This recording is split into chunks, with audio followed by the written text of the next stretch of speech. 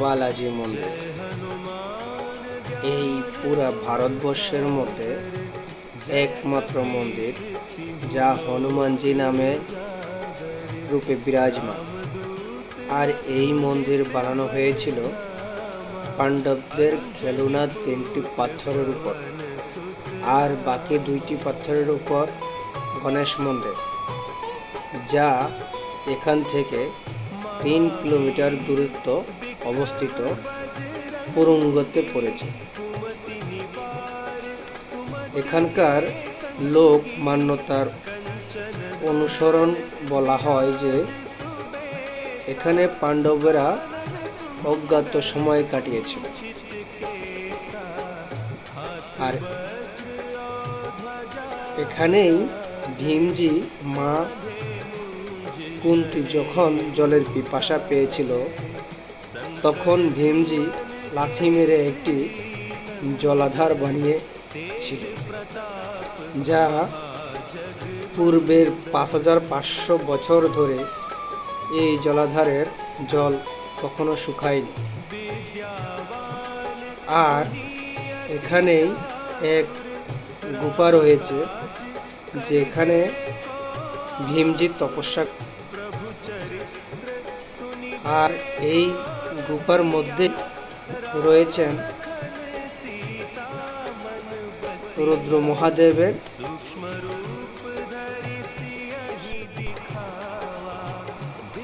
আর এই জলাধার থেকে 3 কিলোমিটার দূরত্ব ভীমজি মন্দির, সেখানেই ভীমজি মন্দির অবস্থিত। এই হলো ভীমজির মন্দির। আর এটি হলো ভীমজি গুফা, যে গুফাতে ভীমজি এখন স্ক্রিনে যেই পাথরটি দেখতে পাচ্ছেন, এই পাথরটিতে বলা হয়ে থাকে ভীমজির আঙ্গুলের ছাপ দেওয়া আছে। 5500 বছর পুরনো সেই পাথর এখনো বিরাজমান।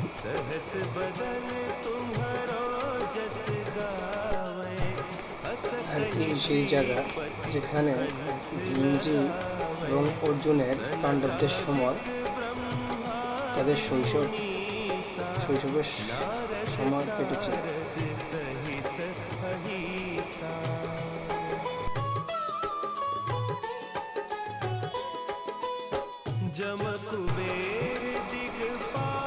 এখন যে জায়গাটি দেখতে পাচ্ছেন, এটি হচ্ছে মানুষ এখানে মান্যতা স্বরূপ তাদের মনের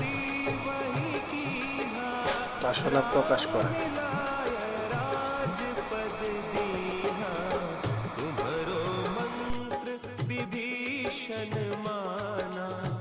लंकेश्वर भय सब जग जाना, जुग सहस्त्र जो जन पर भानु, लील्योताहि मधुर फल जानू।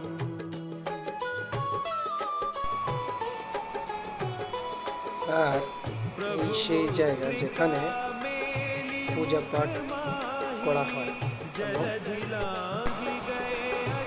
এখন আমরা চলে এসেছি হনুমানজি মন্দির। এখানে 250টি সিঁড়ি আছে। এই 250টি সিঁড়ি বেয়ে উপরে উঠে হনুমানজি মন্দির দর্শন করতে হবে। এই 250টি সিঁড়ি বেয়ে আপনি তপস্যার জায়গা পৌঁছাতে পারবেন। আর এই হলো মন্দিরের আশেপাশে বৃহৎ আকৃতির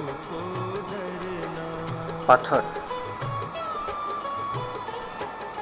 এখন আমরা উপরে যাওয়ার চেষ্টা করছি।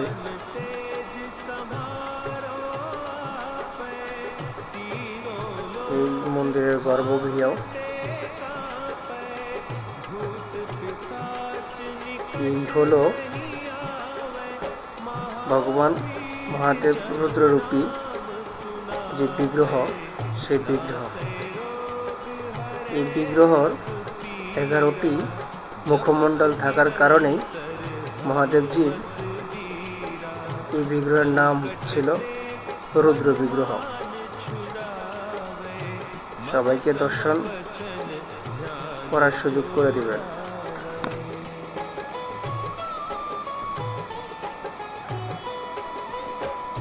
এখন আমরা চলে যাব হনুমানজি মন্দিরে, গর্ভগৃহে।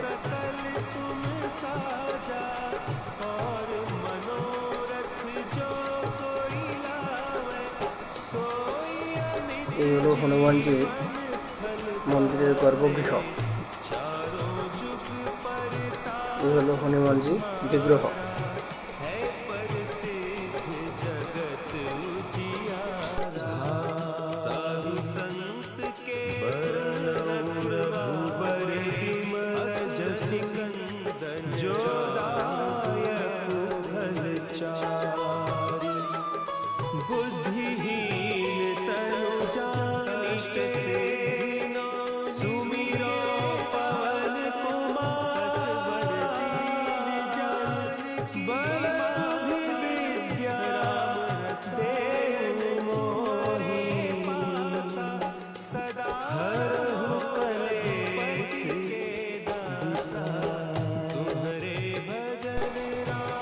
তো ভিডিওটি শেষ পর্যন্ত দেখার অনুরোধ রইল।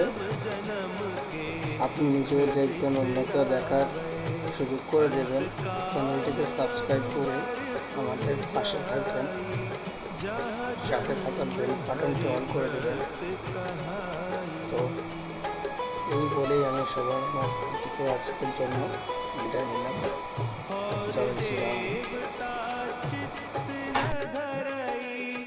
हनुमत से सर्व सुख करई, संकट कटे मिटे सब पीरा, जो सुमिरे हनुमत बलबीरा।